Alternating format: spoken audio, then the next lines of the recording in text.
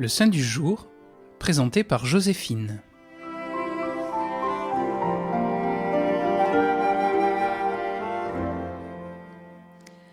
Aujourd'hui 28 février, Saint Auguste Chapdelaine et ses compagnons.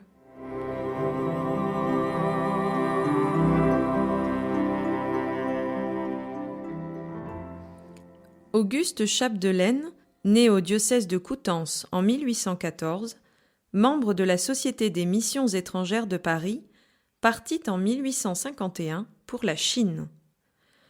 Arrivé dans cet immense territoire privé de prêtres depuis plus d'un siècle et demi, il commença son apostolat avec succès.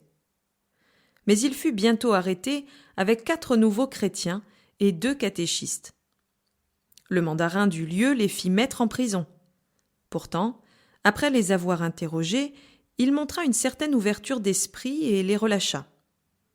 Libéré de cette première captivité, le père Chapdelaine reprit son apostolat qui se révéla fécond.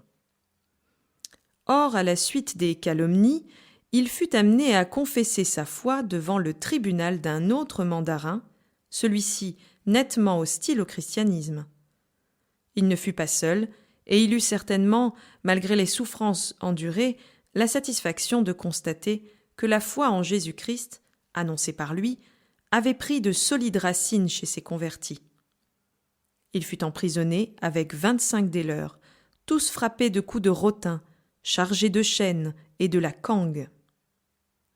Le premier à donner sa vie pour le Christ, Laurent, déclara à son juge qu'il n'abandonnerait ni sa foi, ni son pasteur. Il fut décapité.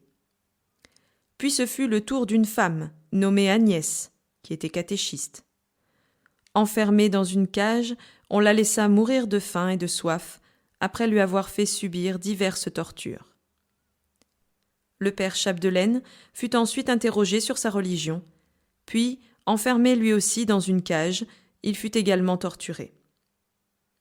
Après une longue agonie, on l'en sortit presque mort pour le décapiter. C'était le 29 février 1856.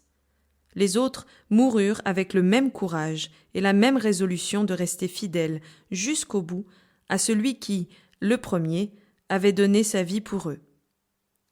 Auguste Chapdelaine a été béatifié avec ses compagnons en 1900 par le pape Léon XIII et canonisé par Jean-Paul II le 1er octobre 2000.